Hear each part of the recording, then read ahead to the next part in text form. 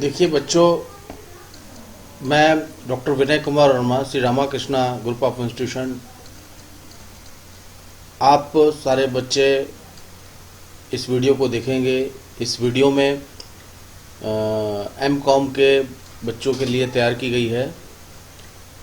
जिन बच्चों को ये सब्जेक्ट लगता है, कंज्यूमर बिहेवियर, बी.कॉम स्टैंडर्ड में भी, वो भी इस वीडियो का लाभ उठा सकते हैं।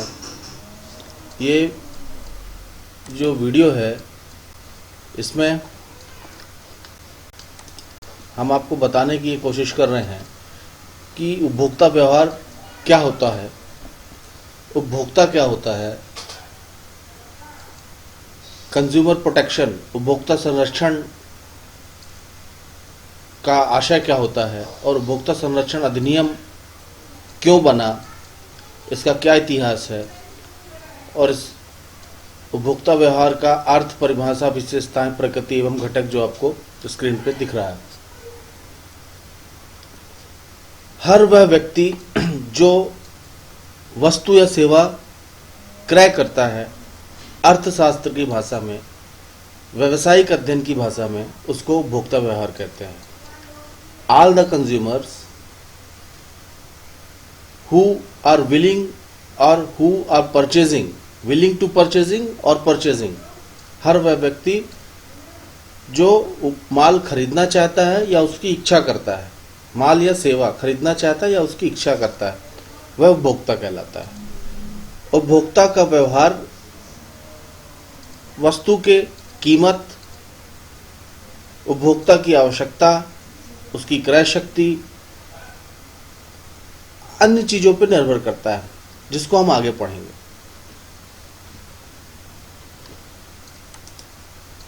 उपभोक्ता व्यवहार जो तत्व है, ये तत्व की उपयोगिता इस बात पर निर्भर करती है कि हम उपभोक्ता के व्यवहार का अध्ययन कर क्यों रहे हैं।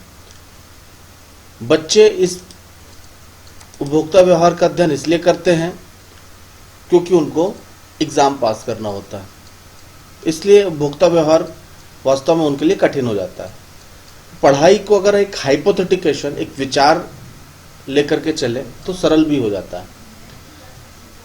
मेरे कहने का तात्पर्य यह है कि उपभोक्ता व्यवहार, आप किसी कंपनी में किसी उत्पाद को लेकर के उत्पादन कर रहे हैं, अब आपको उसकी बिक्री करनी है ज़्यादा से ज़्यादा। इस परिस्थिति में आपको उपभोक्ता व्यवहार का अध्ययन करना बहुत जरूरी हो जाएगा, नहीं तो हानि उठानी पड़ सकती है। इस प्रकार उपभोक्ता व्यवहार विश्व की समस्त विपणन क्रियाओं का केंद्र बिंदु एक उपभोक्ता होता है। विश्व की समस्त विपणन क्रियाओं का केंद्र बिंदु एक उपभोक्ता होता है। आज विपणन के क्षेत्र में जो भी किया जा रहा है, उसके केंद्र में कहीं ना कहीं उपभोक्ता ही विद्यमान है। इसलिए उपभोक्ता को बाजार का राजा या बाजार का मालिक कहा गया है। सभी विपणन संस्थाएं उपभोक्ता की आवश्यकताओं, इच्छाओं, उसकी पसंद, उसकी नापसंद आदि अन्य पर्याप्त चीजों पर ध्यान देती है। इतना ही नहीं, विपणनकर्ता, विपणन का मतलब आपने पढ़ा होगा, इंग्लिश में इसको कहते हैं मार्केटिंग। इतना ही नहीं, विपणनकर्ता उपभोक्ता के व्यवहार को जानने एवं समझने में लगे हुए हैं। उपभोक्ता व्यवहार से आशय उपभोक्ताओं की उन क्रियाओं एवं प्रक्रियाओं से है जो वह किसी उत्पाद को क्रय करने एवं उपयोग के दौरान, उससे पहले या उससे बाद में करता है। कई सारे प्रोफेसर्स हैं जिन्होंने अलग अलग परिभाषा दी है। वॉल्टर तथा पॉल, कुर्स तथा बून के अनुसार, वेस्टर के अनुसार, हम वेस्टर के अनुसार पढ़ते हैं। क्रेता व्यवहार भावी ग्राहकों वह संपूर्ण मनोवैज्ञानिक, सामाजिक तथा शारीरिक व्यवहार है जो वे उत्पादों तथा सेवाओं के अवगत होने, उनका मूल्यांकन करने, क्रय करने, उपभोग करने तथा उनके बारे में दूसरों को बताने में करते हैं। निष्कर्ष के रूप में यह कहा जा सकता है कि उपभोक्ता व्यवहार उपभोक्ताओं का वह व्यवहार है जो वे किसी उत्पाद या सेवा को क्रय या उपयोग से पूर्व, पश्चात एवं क्रय निर्णय प्रक्रिया के दौरान करते हैं। मतलब वस्तु खरीदने के पहले, वस्तु खरीदने के बाद, वस्तु खरीदने के दौरान किया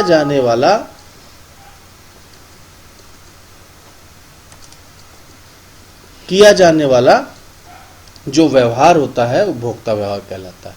आप बच्चे जब बाजार में जाते हैं, किराने की दुकान में, जनरल स्टोर में, तो जब आप लाइफ बॉय का साबुन खरीदते हैं तो उसका पैकिंग देख करके आपका मन कहता है कि नहीं पियर्स खरीदना चाहिए, या आपका मन फिर कहता है साबुन नहीं, वो बॉडी लोशन या कोई स्किन के लिए जो लिक्विड फॉर्म में आता है साफ करने के लिए, वॉश करने के लिए, वो ये जो आप सोच रहे हैं ये आपका उपभोक्ता व्यवहार है। परचेस करने के दौरान आप बार्गेन कर रहे हैं, ये भी उपभोक्ता व्यवहार है। बार्गेन की हिंदी जो अपन कहते हैं ना, मोल भाव, है ना। तो the things which are being done by a consumer during the purchase, before the purchase, after the purchase is known as consumer behaviour. उपभोक्ता व्यवहार की विशेषताएं हम देखते हैं। क्रय निर्णय प्रक्रिया, what is the characteristic of a consumer behaviour.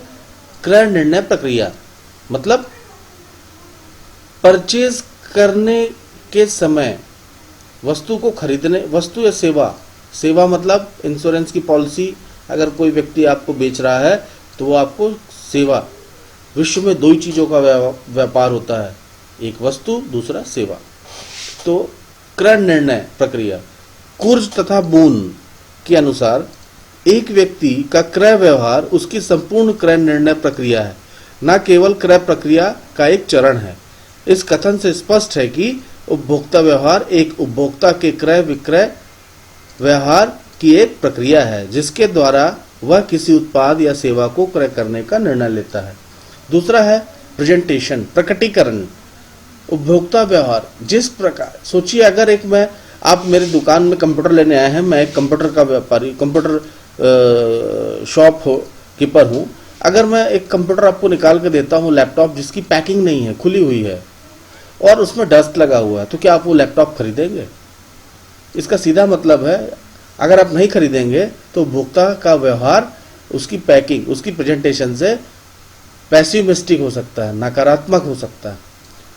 It means the second point which is showing on the screen, जो दूसरा पॉइंट है जो स्क्रीन में डिस्प्ले हो रहा है, प्रकटीकरण, प्रेजेंटेशन। एक उपभोक्ता के व्यवहार का प्रकटीकरण उसकी उन क्रियाओं एवं प्रक्रियाओं से होता है जिनको वह किसी उत्पाद या सेवा के क्रय पूर्व, पश्चात या क्रय करने के दौरान करता है। परिवर्तनशील उपभोक्ता व्यवहार परिवर्तनशील होता है। परिवर्तनशील ये एक पॉइंट है कि जो उपभोक्ता व्यवहार है वो कांस्टेंट नहीं होता। उपभोक्ता व्यवहार में परिवर्तन के अनेक कारण होते हैं, है ना। विचार, एक आदमी, सामान्य आदमी के 24 घंटे के जीवन काल में 65,000 विचार आते हैं। जब वो सो रहा होता है, जग रहा होता है, चल रहा होता है, खा रहा होता है, पी रहा होता है, नहा रहा होता है, पूजा कर रहा होता है, कुछ भी कर रहा होता है। 65,000 thoughts are coming naturally in everyone's mind. तो उपभोक्ता भी एक व्यक्ति है, उसके दिमाग में कई सारे विचार आते हैं, तो ये विचार ही तो परिवर्तन का कारण बनते हैं। तो उपभोक्ता व्यवहार परिवर्तनशील होता है। उपभोक्ता का व्यवहार हर समय कांस्टेंट नहीं रहता। सपोज करिए कि आपको आइसक्रीम अच्छी लगती है, तो गर्मी में तो खूब खाएंगे ना, बरसात में आप कम खाएंगे, हो सकता है ठंड में ना खाएं। तो उपभोक्ता का व्यवहार परिवर्तनशील है। अब परिवर्तनशील किस घटक से है? वो घटक मतलब what are the key factors for changing the ethics of decision making about the consumer behaviour. तो उपभोक्ता व्यवहार विभिन्न स्रोतों एवं सूचनाओं एवं जानकारियों के प्राप्त करने पर निर्भर करता है। इसके अलावा उपभोक्ता की आयु, अगर मैं बुजुर्ग हूं तो मैं लाठी खरीदूंगा सहारा लेने के लिए, मैं जवान को लाठी कैसे बेच सकता हूं? या एक 10 साल के बच्चे को हेयर डाई बेचने का कोई मतलब ही नहीं है। इसीलिए आयु, उपभोक्ता की आयु, आय, वातावरण में परिवर्तन, ठंड में स्वेटर बिकती है, गर्मी में गर्मी वाले सूती कॉटन के वुलन और कॉटन में दोनों में अंतर है। तो कौन से समय में कौन सी चीजें अपन को सेल करनी है, अगर हमें अनुभव नहीं है तो कहीं ना कहीं हम नुकसान पे हैं, है ना। इसलिए कहा जाता है कि उपभोक्ता का व्यवहार परिवर्तनशील है। अतः यह कहा जा सकता है कि उपभोक्ता व्यवहार परिवर्तनशील है। व्यवहार में भिन्नता, उपभोक्ता के व्यवहार में एक रूपता नहीं रहती, ये अगली विशेषता है। सभी उपभोक्ता एक ही प्रकार के नहीं होते, उनकी आवश्यकताएं दूसरों से भिन्न होती हैं तथा वे परिस्थितियां जिनमें उपभोक्ता जीवन यापन करता है दूसरों से भिन्न होती हैं। उपभोक्ता की आयु, व्यवसाय, पेशा, आय सब भिन्न भिन्न होते हैं और भिन्न भिन्न होने के कारण उनका व्यवहार भी भिन्न भिन्न होता है। इसका सीधा मतलब यह है कि अगर एक 6 साल के बच्चे को हम मोबाइल बेचते हैं तो उसके पापा पीछे खड़े उसको मोबाइल दिला देंगे, लेकिन कौन सा, कितने रुपए वाला। अगर वो बच्चा रिच फैमिली से बिलोंग करता है तो उसके पेरेंट्स अफोर्ड कर सकते हैं तो दिलाएंगे। अगर कोई गरीब व्यक्ति है तो वो कहेगा क्या बेच रहे हो, ये हमारे लिए थोड़ी बना है मोबाइल। सपोज कॉर्नफ्लैक स्लमरी एरिया में हो सकता है लोग ना जानते हो। अब आप कॉर्नफ्लैक स्लम एरिया में सेल करेंगे तो वो सूखा खाएगा बिना दूध में मिलाए। अगर आपने धोखे से उसको सेल भी कर दिया तो उसकी अगली सेल, मतलब जो उत्पाद होता है वह अपना स्वयं प्रचारक होता है। अगर कोई अच्छा प्रोडक्ट है तो वो अपना प्रचार खुद करता है। तो अगर आप कॉर्नफ्लैक किसी स्लमरी एरिया में बेचते हैं और वहाँ पे इसका चलन नहीं है, इसके बारे में कोई नहीं जानता, तो कंज्यूमर बिहेवियर इथिक्स क्या बोलेगी कि या तो आपको मार्केटिंग इथिक्स इतनी बनानी पड़ेगी कि स्लमरी एरिया में कॉर्नफ्लैक 10 रुपए के पैकेट्स में अफोर्डेबल साइज में आप सेल करो, और या फिर आप सेल ही ना करो। तो ये जो डिसीजन मेकिंग है, this depends on the consumer behaviour study. 5th point जो है एक व्यापक शब्द है। उपभोक्ता व्यवहार एक व्यापक शब्द है जिसमें घरेलू उपभोक्ताओं के साथ साथ संस्थागत एवं औद्योगिक उपभोक्ताओं का भी व्यवहार शामिल है। संस्थागत एवं औद्योगिक उपभोक्ता मतलब मैं एक नटवोल्ट बनाने वाली कंपनी हूं, या मैं एक लुब्रिकेंट ऑयल, कैस्ट्रॉल, टूटी ऑयल, सर्वो, ये ऑयल बनाने वाली कंपनी हूं, और मैं छोटी से छोटी गाड़ी से लेकर के रेलवे और हवाई जहाज तक के लुब्रिकेंट ऑयल बनाता हूं। अब अगर मुझे लुब्रिकेंट ऑयल इंडियन रेलवे को बेचना है तो मैं रेलवे का उपभोक्ता व्यवहार का स्टडी मुझे करना पड़ेगा। इंडियन रेलवेज लिमिटेड का जो कंज्यूमर बिहेवियर स्टडी है वो मुझे करना पड़ेगा। यहां पे इंडियन रेलवे क्या हो गया, इंस्टीट्यूशनल कंज्यूमर हो गया, ठीक है। तो घरेलू उपभोक्ता वह उपभोक्ता है, हम आप घरेलू उपभोक्ता हैं, हम आप मतलब जो कंज्यूम कर रहे हैं इंडिविजुअल रूप में या फैमिली के रूप में, है ना, स्वयं के या परिवार के उपभोग हेतु उत्पादों को क्रय करते हैं जो, है ना। जबकि औद्योगिक एवं संस्थागत उपभोक्ता वे उपभोक्ता होते हैं जो पुनः उत्पाद या पुनः विक्रय हेतु उत्पादों को क्रय विक्रय करते हैं। इंडियन रेलवे अपने घर के लिए लुब्रिकेंट ऑयल नहीं मंगा रही, इंडियन रेलवे रेल चलने के लिए, रेल चलेगी उससे वो पैसा कमाएगी मालगाड़ी से या यात्री गाड़ी से, फिर उस पैसे से उसकी इनकम होगी। तो what is the difference between institutional and domestic, non institutional और डोमेस्टिक कंज्यूमर, संस्थागत उपभोक्ता और गैर संस्थागत उपभोक्ता या घरेलू उपभोक्ता में क्या अंतर है। घरेलू उपभोक्ता अपने उपयोग के लिए लेता है और संस्थागत उपभोक्ता अपने लिए नहीं लेता, इसको संस्था के लिए लेता है और इस संस्था से व्यापार करता है उस उत्पाद को लेकर के।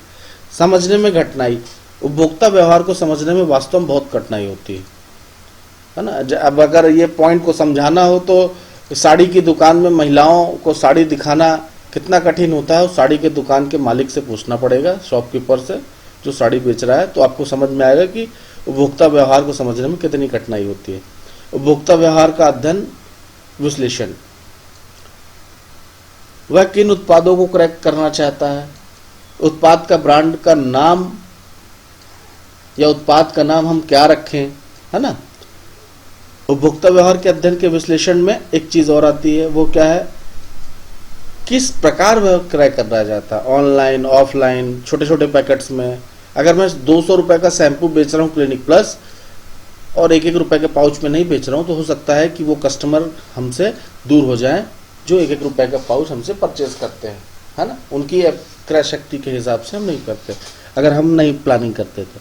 उनका क्रय करने का नजरिया, उपभोक्ताओं को और उत्पाद को क्रय करने के लिए जो अवसर हैं, अवसर का तात्पर्य यहाँ पे यह है कि अगर मैं जहां पे पैसे के लेन देन का कोई कनेक्टिविटी ही नहीं बन पा रही, जहां पे वस्तु को या सेवा को ट्रांसफॉर्म करने का, उसको वितरित करने का, डिलीवर करने का स्थान ही नहीं बन पा रहा, तो ऐसे जगह पे उपभोक्ता व्यवहार का अध्ययन अगर हमने कर लिया तो वहां पे हम लॉस होने से बच सकते हैं, क्योंकि हम उस क्षेत्र में व्यापार अपना कर ही नहीं सकते।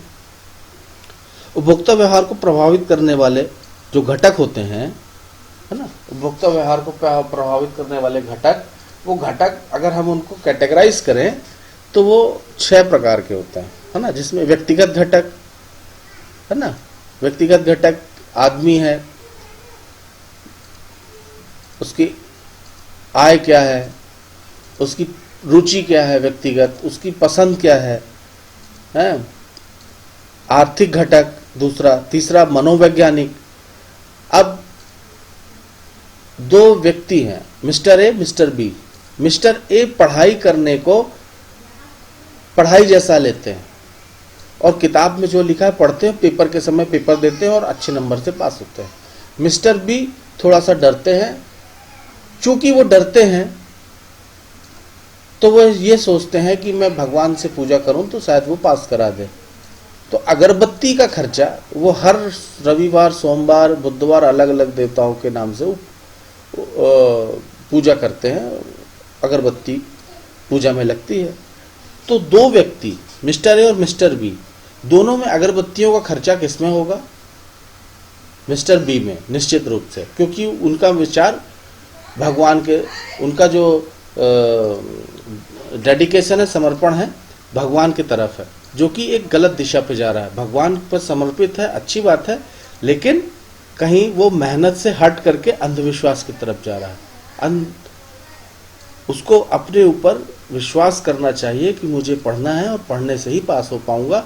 जब हम ही अपनी सहायता नहीं करेंगे तो भगवान कैसे क्या हमारी सहायता करेंगे? तो कहने का तात्पर्य यह है कि मनोवैज्ञानिक, इस व्यक्ति, 2 मिस्टर ए और मिस्टर बी के मनोवैज्ञानिक कारक की वजह से अगरबत्ती की सेल घट और बढ़ रही है। सांस्कृतिक घटक अगला घटक है। सांस्कृतिक, अब मैं डांडिया बेचता हूँ, मतलब डांडिया जो होता है उसकी स्टिक बेचता हूँ। अब डांडिया की स्टिक इंग्लैंड में तो ज़्यादा बिकेगी नहीं, क्योंकि वहाँ पे लोग नवरात्र में डांडिया करते नहीं हैं, और इंडिया में मैं बेचता हूँ तो खूब फायदा होता है। तो सांस्कृतिक घटक ये बताता है कि अगर किसी क्षेत्र की घाघरा चोली जो है, जहाँ का पहनावा है वहाँ ज़्यादा बिकेगा, जीन्स जहाँ का पहनावा है वहाँ ज़्यादा बिकेगा। या तो हम कंज्यूमर को एडिक्ट बनाएं, या उसको उसका एडवर्टाइज करके उसको अट्रैक्ट करें, और या फिर हम उसकी स्टडी करने के बाद, स्टडी तो दोनों ही परिस्थिति में करना है। ठीक है, अगले पॉइंट में आते हैं सामाजिक घटक। सामाजिक घटक का मतलब आप समझ रहे होंगे, अन्य घटक, है ना। अब आते हैं अपन कंक्लूजन में। उपभोक्ता का व्यवहार हमने पढ़ा। उपभोक्ता व्यवहार क्या होता है? वस्तु को क्रय करने के पहले, बाद में और वस्तु को क्रय करने के दौरान उपभोक्ता का जो भी व्यवहार होता है उसका जो अध्ययन करते हैं उसको उपभोक्ता व्यवहार कहते हैं, और इस अध्ययन को उपभोक्ता व्यवहार का अध्ययन कहते हैं। इसकी कई सारी विशेषताएं हैं, इसके घटक भी हैं। इसकी विशेषताएं हम लोगों ने पढ़ी कि क्रय निर्णय प्रक्रिया, उपभोक्ता व्यवहार जो है परचेज डिसीजन प्रोसेस है। इसमें प्रेजेंटेशन एक इम्पॉर्टेंट एलिमेंट है। प्रकटीकरण जिसको कहते हैं, कैसे उत्पाद को प्रस्तुत करना है। परिवर्तनशील होता है उपभोक्ता का व्यवहार, it's not it's continuously changeable, it's not constant. अगला, व्यवहार में भिन्नता, अलग अलग उपभोक्ताओं के व्यवहार में हो सकता है सबकी आय अलग, सबकी आय एक हो, 10 उपभोक्ता, 10 की आय एक हो, 10 का लोग पर्यावरण संस्कृति सब एक हो, लेकिन 10 की अलग अलग प्रोडक्ट की डिमांड हो सकती है, क्योंकि उपभोक्ता का व्यवहार अलग अलग होता है। यह बहुत एक्सपैंड स्कोप वाला सब्जेक्ट है और उपभोक्ता के व्यवहार को समझने में कठिनाई होती है। ये 5 पॉइंट थे, 6 पॉइंट थे आपने पढ़ा। और सामाजिक घटक, आर्थिक घटक, मनोवैज्ञानिक घटक, व्यक्तिगत घटक, सांस्कृतिक घटक, अन्य घटक, ये आपने पढ़ा। बच्चों, आपको YouTube वीडियो पे कमेंट करना है और कमेंट करने में अपना नाम लिखना है और क्लास लिखना है, जिससे हमको पता चलेगा कि आप लोगों ने लेक्चर लिया और आप डिसिप्लिनली एकेडमिक लैंग्वेज में हमसे YouTube के कमेंट बॉक्स में क्वेश्चन आंसर कर सकते हैं।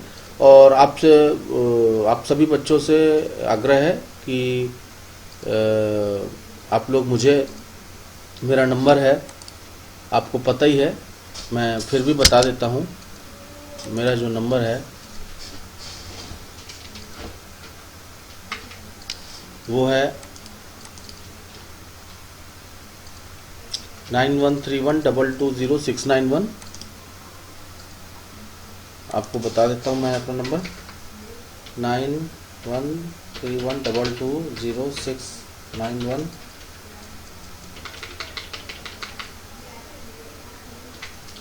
आपको इस नंबर में कॉल करनी है और आपको अपने विभागाध्यक्ष दिलीप गुप्ता सर के संपर्क में रहना है। ऑफिशियल व्हाट्सएप ग्रुप के संपर्क में रहिए और हम अपनी गूगल हैंगआउट में होने वाली क्लास की लिंक